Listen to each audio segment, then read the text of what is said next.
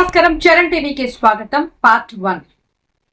దేవుని సొమ్ము దోచుకు తింటున్నదెవరు?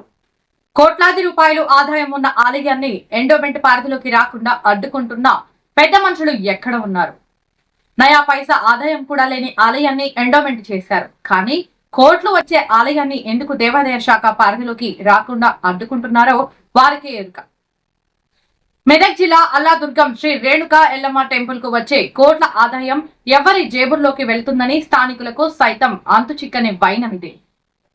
ఇటీవల 3 సంవత్సరాల క్రితం అల్లాదుర్గం గ్రామ పంచాయతీ సర్వసభ్యులు 500 మంది గ్రామస్తులు ఐక్యంగా జేఏసీగా ఏర్పడి రేణుకా ఎల్లమ్మ ఆలయాన్ని దేవాదాయ శాఖ పరిధిలోకి రావాలని ఏకగ్రీవంగా తీర్మానించారు.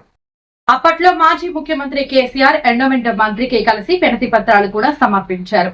మింగుడు పడని 3 ప్రముఖుల స్వార్థపూరిత విధానాలతో టెంపుల్ ను దేవాదాయ శాఖ పరిధిలోకి రాకుండా చేసినట్లు స్థానికులు బాహటంగానే పేర్కొంటున్నారు.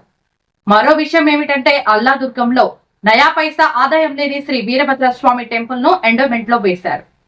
ఫుల్ ఇన్కమ్ వచ్చే శ్రీ రేణుకా ఎల్లమ్మ ఆలయం దేవాదాయ పరిధిలోకి చేర్చకుండా ఎందుకు అడ్డు తగులుతున్నారో అన్న ప్రశ్నలు కోకల్లలుగా ఉత్పన్నం అవుతున్నాయి.